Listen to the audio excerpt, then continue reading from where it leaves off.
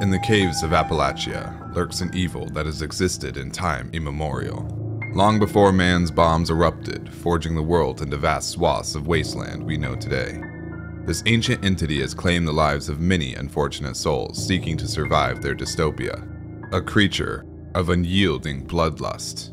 A creature only known to us as the Wendigo. The Wendigo is a gaunt humanoid with limbs stretched disproportionately to the remainder of its body. It hunches over its pot belly, brimming with the consumed flesh of nearby wastelanders, bearing a haunting visage twisted by its dark cravings. The creature's hands don massive claws that scrape the ground as it walks, echoing chilling sounds deep into the expanses of the wastes. These horrid creatures feast on the flesh of humans and animals alike, yet strangely seem to consider feral ghouls an ally while killing the scorched on sight. The Wendigo is renowned for its blistering speed, immense strength and endurance, as well as a haunting wail, striking fear even into the heart of the mightiest of wasteland paladins.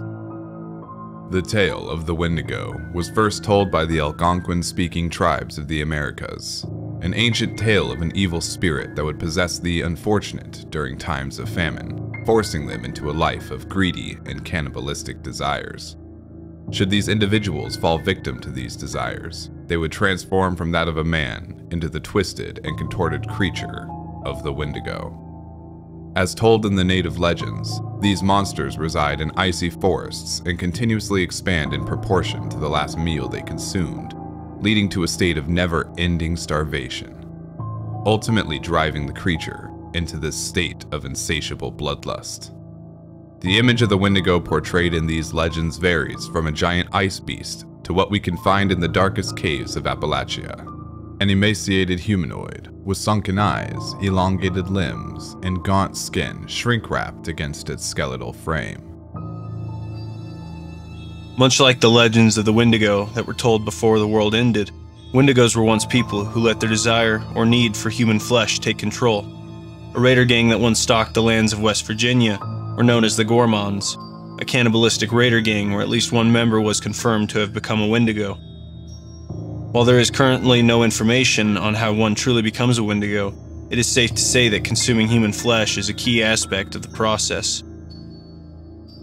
The Wendigo themselves stand taller than most people, and it is a treacherous creature that can tear apart even heavily armored wastelanders with its razor-sharp claws.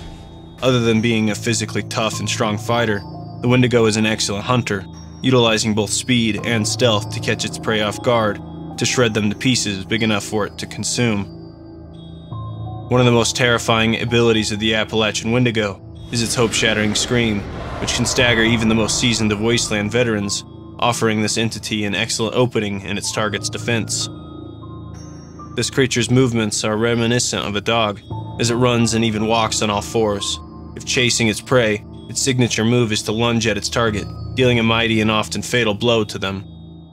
It is unclear how a Wendigo sees, as it lacks eyes, yet can still see and doesn't rely on hearing, but perhaps it relies on its spiritual abilities to visualize its victims. While the origin of the Appalachian Wendigo is unclear, other than the act of cannibalism, there are many varieties of this horrid creature. The first version is the standard Wendigo, which appears pale with bruised reddish skin. The second and most common variant is the glowing Wendigo. This variant is black in appearance and glows a sickly green. Much like other glowing creatures in the wasteland, it is also the strongest variation of the standard Wendigo. The third and most intriguing variation of this creature is the scorched Wendigo. This monstrosity is created when any of the previously mentioned variants become infected with the scorched plague. I have actually personally seen this happen during a fight between a scorched beast and a Wendigo. Much like other creatures affected by the scorched plague, the Wendigo almost immediately changed into a hideously malformed and charred abomination that was controlled by the scorched hive mind. As if this horrid creature couldn't get any worse, there is an even more horrifying amalgamation of flesh known as the Wendigo Colossus. The Wendigo Colossus is a repulsive, ginormous heap of flesh cobbled up to wreak havoc in the wasteland. This three-headed creature has 4 arms, 2 of which are used as legs and can deal massive damage, making armor useless against its concussive effects. These variants of Wendigos are found very rarely within nuke zones throughout Appalachia. likely a result of multiple Wendigos fusing together in the blast. A year before the Great War in January of 2076, Earl Williams was trapped inside the Monaga mine with some of the other miners, and with no one to rescue them, they began eating each other to survive. This choice of survival would ultimately turn into their doom, as something changed inside them and they began to crave human flesh, never being satisfied.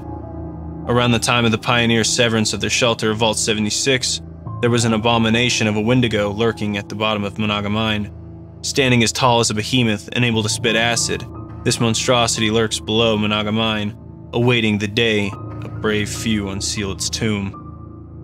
Since the dawn of its settlement, Appalachia was a region rife with various myths, legends, and cryptids, the Wendigo included.